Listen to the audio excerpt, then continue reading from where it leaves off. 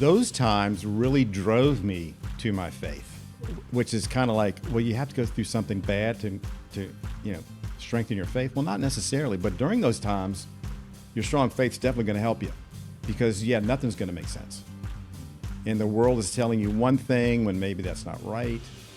So I know now you just have to take a deep breath and just go on faith. I look back at all the times that I've had to change, and at the time I just thought the world was ending. In some cases my identity had been totally challenged and questioned, and somehow I made it through because I didn't give up. I kept plowing ahead, and things just happened to work out. But that's easier said than done now, looking back. But when you're in the eye of the storm, it's kind of like, man, what's going on here? But that's where faith can help. Hey everyone, this episode is sponsored by my company, Valor Cybersecurity, where we help defense contractors navigate the uncharted waters of cybersecurity compliance. As a cyber attack victim myself, I know the impact that this plays in people's lives, and at Valor, we solve that each and every day. If you're a defense contractor feeling frustrated and confused when it comes to cybersecurity compliance, visit valor-cybersecurity.com, take our free assessment, and get started on your journey to clarity in cybersecurity. Hello, everybody. I'm Greg Tomczyk. Welcome to the Connected Mindset Podcast, where each week we bring you the stories to better connect with the world around you. Let's dive into this week's podcast. Shep Jordan, Yes, sir. when did you realize you needed to align your life with something bigger than yourself? Well, that's a great question, and you would think that it would happen sooner than later in life, but it was in 2004, and I had found my niche in the world. I had become a teacher and a coach, which was my calling. I tried other things first, none of which really worked out. And I was doing pretty good in that field, but I couldn't shake this sense that something was missing. Okay, I was approaching middle age, and my wife and I went on a trip in one June, and we had to go through Charlotte to get to our final destination. So we had about an hour layover, and I thought, we're going to a beach area. I'm going to find a good book to read. So we just relax. The kids were with folks. One kid was at summer camp. And I thought, this is going to be a great week. I'm going to get a nice book to read. So, of course, you go into the stores there at the airport looking for something. And I was looking, and I was looking, and I was looking. I couldn't find anything that really spoke to me. So I walk out of the store, and then there's this standalone kiosk. You know what I'm talking about, in airports. And on this kiosk, there was this book, and it was one book on all four sides. And the title is The Purpose-Driven Life. I'd never seen this book before. And I went, interesting. But what really got me was the subtitle. And the subtitle is, What on Earth Am I Here For? And I went, yes, that's my question.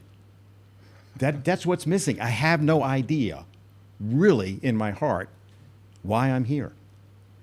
So at about that time, they called our gate, and I thought, okay, I'm gonna pick this up and read it. And I didn't get a chance to really look at it. I just picked it up, boom, got on the plane. So we sit down on the plane and open it up, and I'm going, well, this is not what I wanted. It's like it's a 40-chapter book.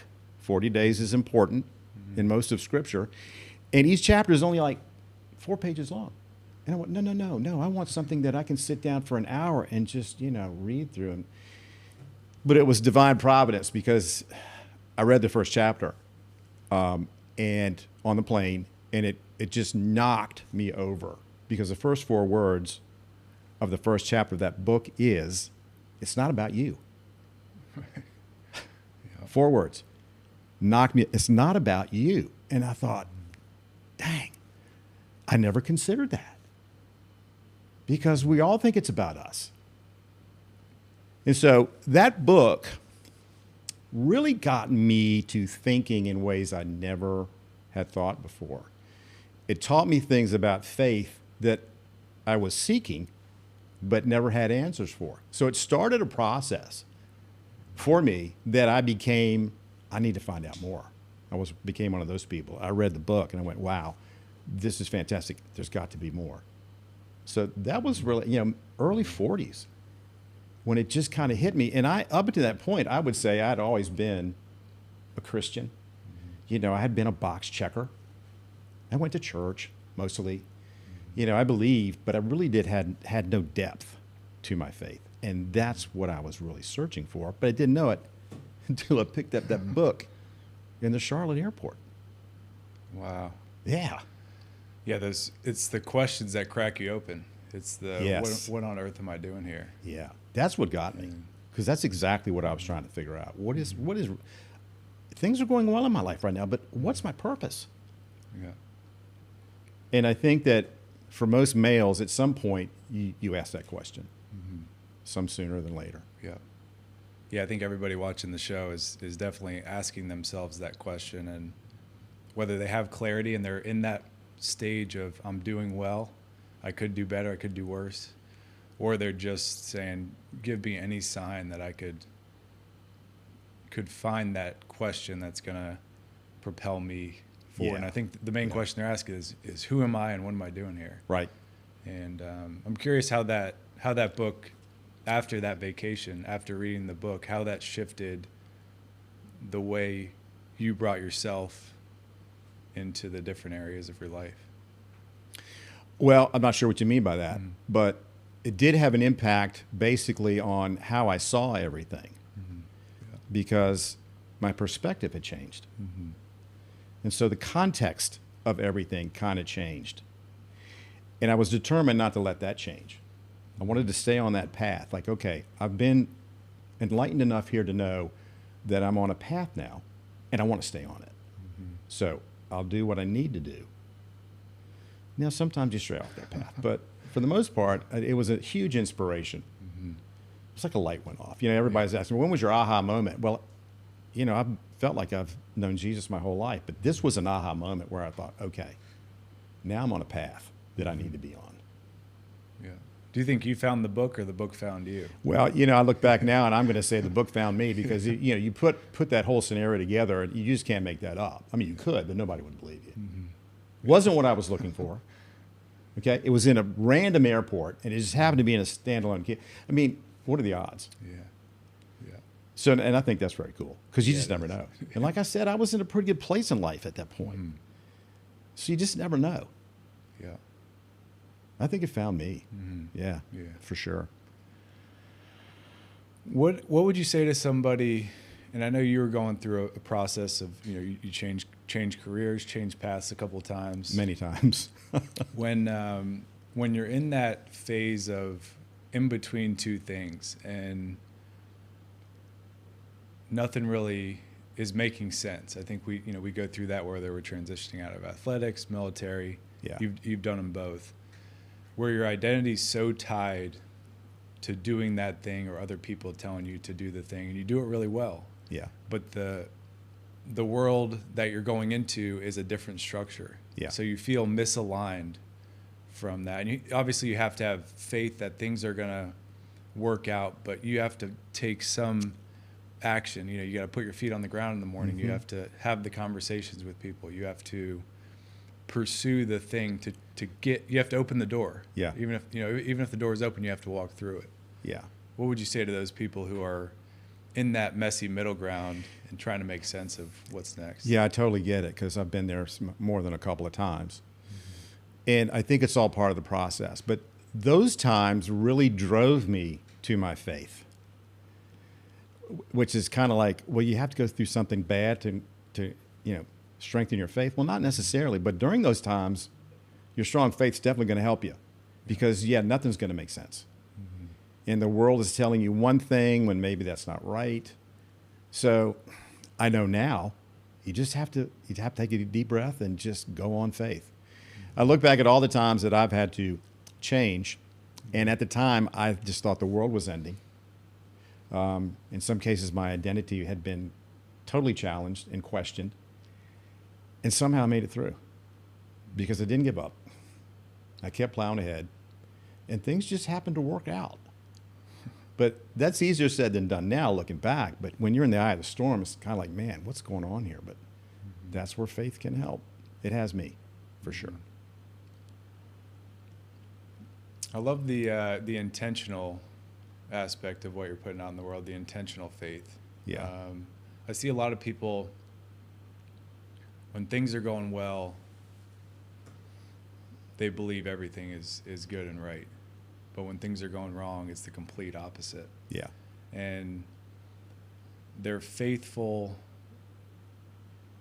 and they're true to their faith and the way that they express that faith in their own world and in the outside world when things are going wrong.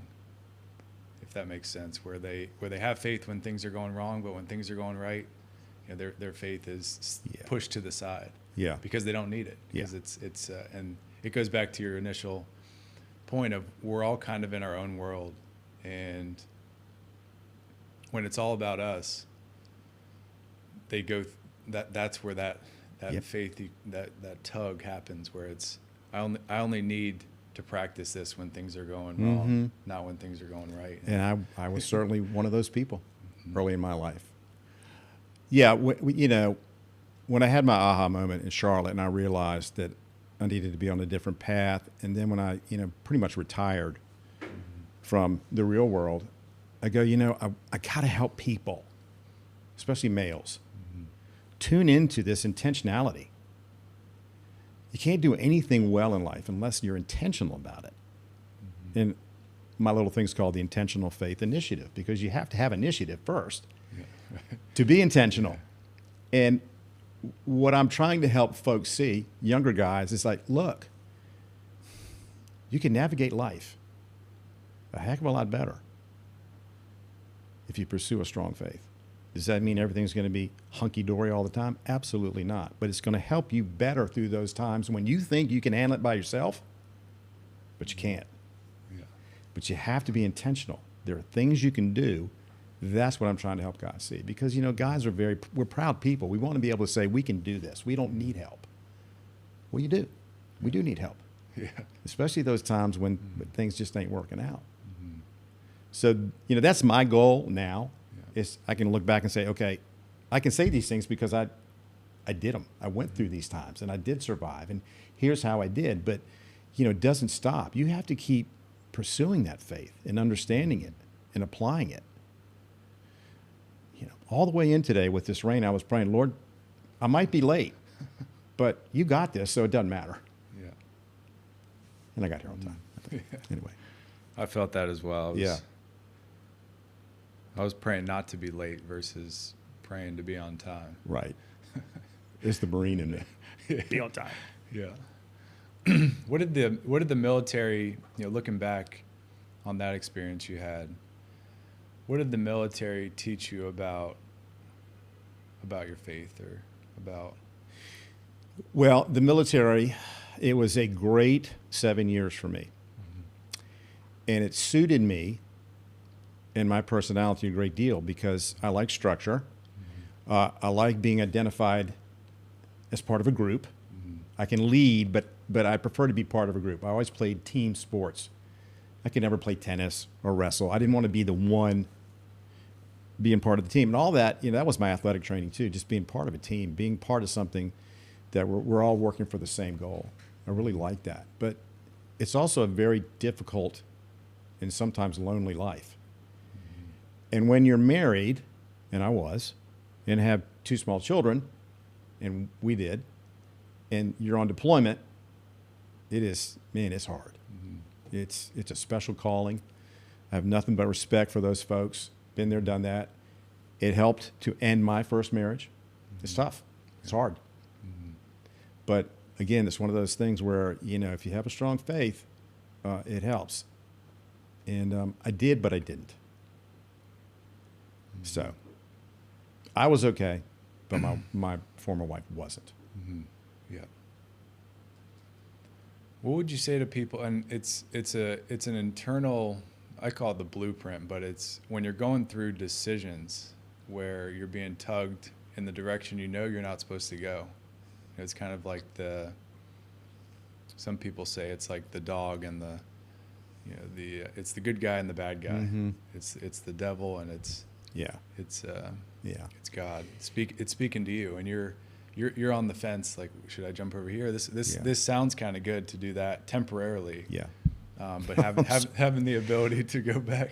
I'm laughing because we haven't met before today, but you seem to know everything about my life. Yeah. I can't tell you how many times I've made decisions that didn't work out. And I finally realized it's because I didn't go to the Lord and say, is this what you want me to do? It felt right to me, but I never asked for a blessing. And, I'm hard-headed. So most of those things did not work out like I would want them to. And I finally realized that's not what the Lord wanted you to do, doofus. I mean, so, yeah, I have a friend who this is pretty pertinent, I made a career choice years ago. And he was in the midst of, what do I do? How do I make a decision? Yada, yada, yada. And I said, and he made a decision. I said, well, Mark, how did you finally end up with that? And he's actually a minister now.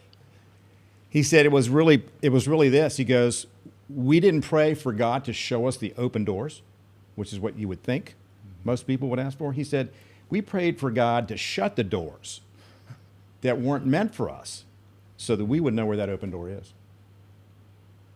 I went, dang, that's brilliant.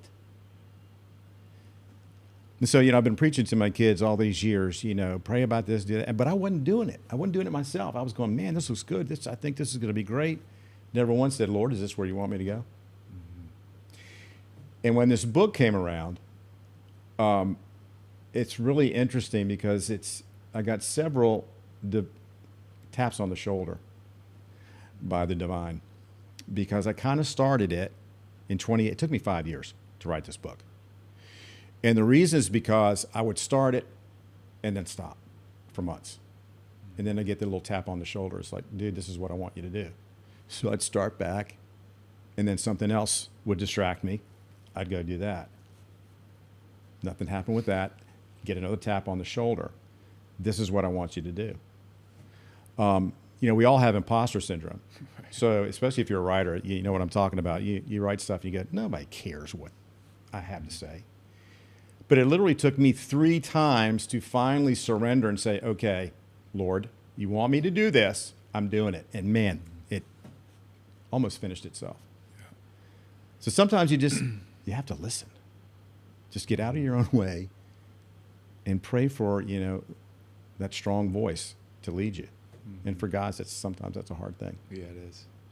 Yeah, I grew up Roman Catholic, and it was, for me as a young kid, I was always asking questions. I was the Curious George type, where I was asking the questions, which got me in trouble, but also answered a lot of things and helped with clarity, because I would ask the question that either wasn't supposed to ask or that the other people weren't asking, and that helped. Right. That helped me get clarity when I was younger and as I went through transition. And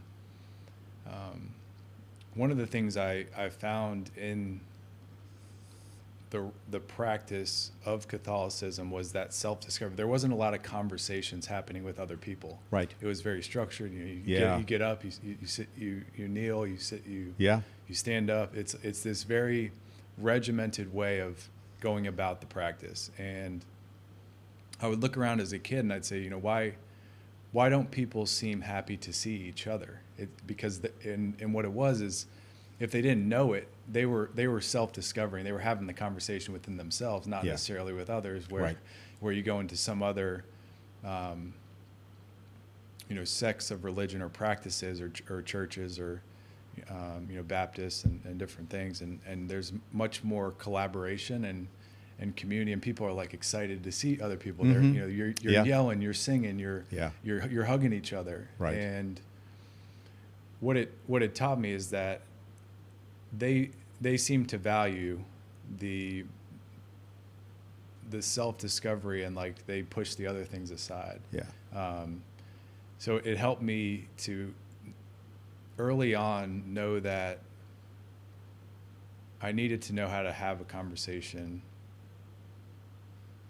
with myself and listen. Yeah. So like that listening skill really transferred. Yeah. And I think that's one of my biggest superpowers, whether it's with my family or in business or on this show, is that I've been able to hone in on is my innate passion for listening.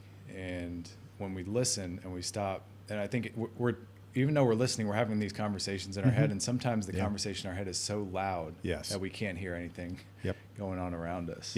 So I think going to your point, I think the conversation you were having, the questions you're asking on, and what you're saying is, close the doors that are not meant for me, but so I can see the ones that are open. And I think a lot of people listening are, that you're chasing every open door. Yeah. Because you don't have a way to say close the ones, or know what a door that should be closed looks like. Yeah, and that's from experience. I did that so many times. Oh, there's the open door. I'm going to go. Not. So we don't. Guys are not really good listeners because we're so busy trying to achieve, and that. I prayed a lot as a younger man, but I never stopped to listen. It was just charge. Lord, I'd like to do this, so I'm going to do it. Here we go. It was like, no, you're not. I'm a better listener now. Yeah. There's a quote in your book on it's easier to help a younger kid than fix a broken man. Yeah. You can clarify that quote, but Frederick Douglass. I want to talk a little bit about that because as a parent myself, I really. And going back to your book, when people would come to me when I was an athlete, they'd be like legacy, and I would look up to the people that were talking about legacy, that Michael Jordan and just different athletes that made millions of dollars, and even though they were making the money, and the people that were on the way up, they were chasing the money, and they thought that was legacy. Sure. I had a mentor early on that said, the money will stay around for a generation, but the lessons, the mindsets, the way what you leave behind in the world, that is legacy that lives on for generations and generations. So I always thought, even if I become, the best Major League Baseball player ever and make all the money, so what? If I'm shallow in the way that I think and the way that I express the things I've learned, like what is that legacy at the end of the day? So I'm curious kind of what legacy means to you and why you decided to put that in your book. That's a great question for a whole nother podcast maybe. But the short answer to that is, that quote from Frederick Douglass, that's in the chapter on me, which kind of set the stage. And I think it's so important. This is one of the drivers of me doing this, to help young boys and men learn how to be men before they get to be adults. Because by the time they're adults, it's too late. So if you haven't set the right foundation early, you're going to have broken men. Yeah. So even Frederick Douglass back in the 1860s knew it's better to teach the young guys now than to have broken men later. And I'm at the age now that my dad would say when he was the same age, I'm on the back nine of life. And since I'm on the back nine of life, I can tell you your perspective changes a lot. It's just a natural thing, I think, and it's not a bad thing. But you do start to wonder, how will I be remembered? Did my life matter at all? I think it's a natural thing. And I thought, that really is about legacy. And so I dove into that for a while, doing research and stuff. And, it's really about, and I think I say this in another part of the book, legacy is not about what you leave people, it's what you leave in people. So my 5 men and my dad, which would make 6, they all, their legacy still lives. They're all gone. Some for 40 years, like Mike Kevill. But their legacy lives on. And why is that? And it's because they left something in people, not for people, in people. And what they left is gold. I mean, it just lasts long past the time you're gone. And I thought, well, that's what we all are searching for, aren't we? Yeah. Well, we should be. We should be looking to make an impact that lasts long after we're gone. And that is, to me, what legacy is all about, which is why I think it starts young. What did that feel like for you from one of your mentors? You could pick any of them. Just what what they left in you and what that experience of you ingesting Yeah. what they were putting out in the world, whether they intentionally did it or unintentionally did it. I think it was just who they were. I don't think it was intentional necessarily. It was just the people they were. And each one offered something different, which is what's kind of unique about this. But all helped in some way. Like Mike Kevel, the lifeguard, he showed me how easy it is to make somebody feel worthy. And as a boy, you're constantly wondering, do I measure up? Yeah. Do I have what it takes? And he, just by giving me attention and being curious about me and who I was at 9 years old, he showed me I had worth. And it was so easy. It only takes a second to make an impact that lasts a lifetime.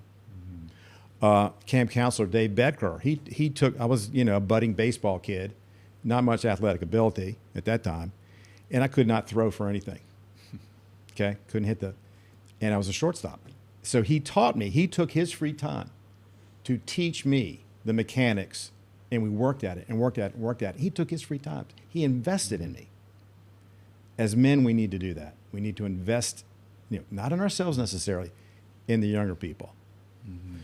Jet Kalana was a teacher of mine and a coach, and he was a fierce warrior, but also a very compassionate man. And he showed me that you can have both. You have to have that balance. You have to know when it's time to be tough and to be a man, and when it's time to have compassion. And he did that with me when I needed it. See, all these guys gave me things that I desperately needed at that time, that I wasn't getting from my dad, who was a great man, and we can talk about that in a second. Then there was Dave Trickler, who was a coach and teacher of mine, and he taught me that anything is achievable, regardless of the foe. No matter what you're up against, anything is achievable if you are relentless in your preparation, practice fundamentals, and then execute. Those three things. If you can do those three things, and he not only said that, he demonstrated it as a coach. Yeah. And he was a mentor of mine for over 30 years. And just knew how to connect with me. He's the one he's the one who convinced me to get into teaching and coaching. So in 1990, I was getting out of the Marine Corps because I was getting divorced, and I wanted to have a relationship with my two children. Yeah. So I moved back to Virginia Beach and got a job in financial consulting because I wanted to make money. Yeah. It's all about the money. And so I went to Norfolk Academy. So I went out to a lacrosse game not long after I'd come back, and I was down and out. And of course, he was there because he was the athletic director at the time. And he saw me, coming to the field because he was there for the game also. Hey, Shep Jordan, good to see you. I heard you were back in town. I'm going, how did he know that? Yeah. So he said, okay, well, so what's your plan? So I said, well, I think I'm going to do this, go find it. He goes, yeah, that's a great idea. But listen, I think you'd be a great teacher and coach. I said, I always called him coach. I said, coach, no, there's no money in that. Not thinking that's what he had dedicated his life to. He goes, oh, I know that. That's not the point. He goes, I think you'd be really good. He goes, will you at least think about it? So I said, yeah, I'll think about it. Well, for the next 3 years, I was in the financial world, and it was brutally bad. It's just wasn't me. And I finally got into education. It was like, this is where I'm supposed to be. Yeah. The other guy was Royce Jones, another coach, and he was one of those people that was good at anything he tried without even trying. He could have done anything. Good looking, smart, athletic, but he chose a life of service as an educator. And he was my high school football coach and was like a second father. And he showed me that you have to get perspective on life. And you have to really get in touch with what are the gifts that God has given me and how should I best use them. This is a guy that thought he was going to go to medical school, but he went to education. And I never saw him unhappy. He had joy because he was living the life he knew he was supposed to be. And then finally my dad, who was a wonderful guy, you can read his story in the book, but for everything that he offered me, which was a lot, the one thing he couldn't give me was emotional availability. Just couldn't do it. And there are lots of reasons there in the book. And I did not realize it until I started working on the book. And I found that I had this wound that had never been addressed because I never really realized it was there. So what that told me was legacy is important, because how you got to be the man you are depends a lot on who that man was, and then who the man before him was. You know, I could look back at my family history and see for 3 generations, the men were not able to provide emotional assistance to their. And so you got to be careful about legacy, but don't let a legacy change who you need to be for other people. So there you go. Yeah, that the lessons stack. They do. And then- exactly right. Yeah. I'm curious of this, the definition of a good man. I think a lot of the people that, for example, like I go speak at local colleges, and mostly about life lessons, but some of the lessons I've learned on the entrepreneurship side and starting companies. And the people come up to me after and they say, you know, I want to be an entrepreneur too, or I want to do exactly what you do. And I always say, pump the brakes. You don't want to be exactly, you want to be exactly what you're meant to be, Correct. not who I am, because it sounds good of how I frame it. Yeah. And I think sometimes we get lost in that trap. You do. And it sounds like when you, was it Joyce? Royce Jones? Royce Jones. Yeah, Royce Yes. Jones. Yeah. Yeah. It sounded like different mentors in your path kind of showed you a light, but you were kind of like, no, that's not what I want. I need to go do financial I consulting. was listening to the world is what I was doing, not them. Yeah. No, I wasn't depending on, the big guy above. I was too busy chasing what the world says success is. Mm-hmm. It just wasn't meant to be for me. It's not who I'm meant to be. Mm-hmm. And I think there's a lot of conversation happening, I think, in the world of, what's a good man, what's a bad man. And I think the balance of somebody who is just a quality person that's sharing lessons, but also has the compassion, right? It's that balance. That's the balance. Yeah. That's the balance that I think a lot of people find it hard to strike that balance, because compassion means you're weak for some people, and right. then, being the strong, good man that makes a bunch of money, that's chasing the thing, but kind of deprecates some of the other things, the emotional capacity, things of that nature. And I think authentically people want to be both. Right. I know for myself, I know other people that are my age or older, younger, they want to have the balance of being the hard earner, the stern person that can hold the line, have a standard, but also have the compassion for the world around them, because that's what really brings people in. Obviously the strength is something that's admirable. Yeah. But the compassion piece is what makes people go, wow, that did something for me. Yeah. Well, I mean, I use the words specifically, good man, knowing that definition means different things to different people. But for me, it goes back to biblical good man, unquestioned character and integrity, humility, compassion, things like that, that if you have those things, you're a good man. But, and accountability. Nobody's accountable anymore. Yeah. You got to be willing to be accountable. Take responsibility, be accountable. To me, that's what I learned growing up a good man was. Yeah. And when I started to see that wasn't the case anymore, that's what kind of led me to think, okay, well, how did I learn those things? And then these guys started to come back to my mind. Well, I learned this from him, and I learned this from him. And so, what a good man is it's up to you, but I think it's simpler than we make it. Yeah. It's pretty simple. Yeah.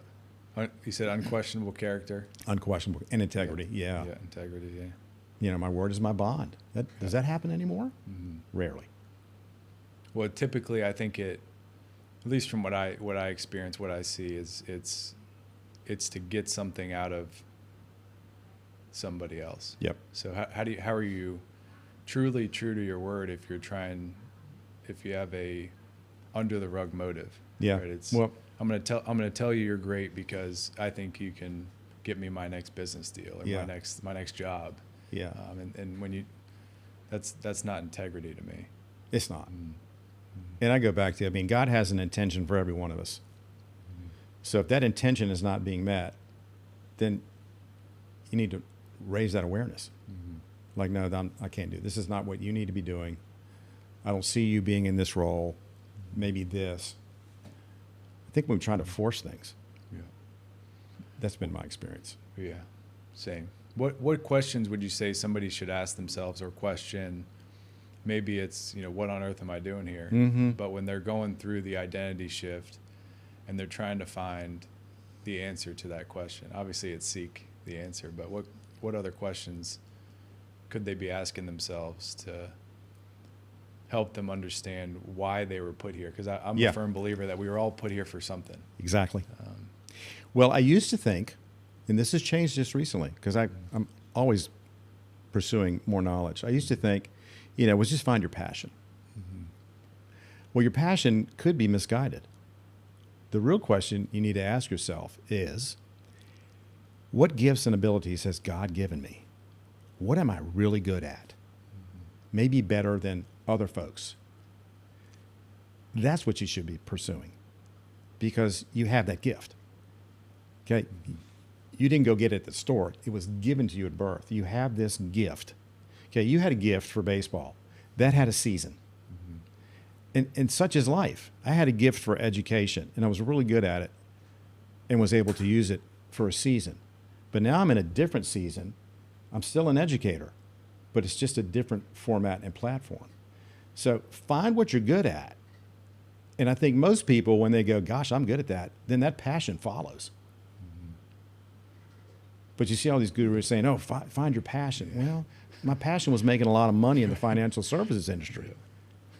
Didn't work because I wasn't good at it in the way they needed me to be good at it. So I think it really is sit down, have an honest conversation with yourself. This is what Royce Jones showed me. He showed me, guys can use their gifts. And when they do, there's just joy at the center. There was joy at the center of his life. I never saw the man unhappy. Yeah. I want that. Yeah. And that's how I know I have purpose. My purpose is being met. I'm using the gifts I've been given. Rock and roll. Shep, how can folks connect with you? I know you have your YouTube channel. I do. Thank you. I have a website, shepjordan.com.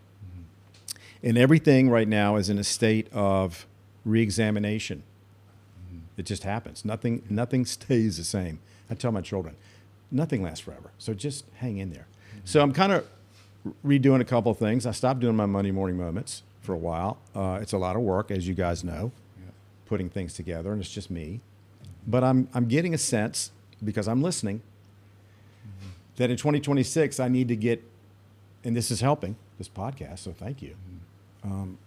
I need to be more visible. I have a strong message. I'm certainly not the only one. There's a lot out there. But I need to be getting out there with my message. Yeah. And so I'm kind of redoing my website and going to be redoing some of my videos. Yeah. Because that's what I'm called to do. Yeah. Continual process. It is. Step into your legacy, the journey to become the man you've been called to be. If you guys want to get a copy of this book, definitely subscribe to the channel. If you comment below, we will enter you to win a signed copy. Yes, sir. By Shep. Yep. Shep Jordan, thanks so much for joining us. Greg, thank you, sir. I appreciate it. Hey, thank you so much for listening. If you're feeling more connected from this episode, please like, subscribe, and share with someone that you care about. And I'll see you on the next episode of the Connected Mindset Podcast.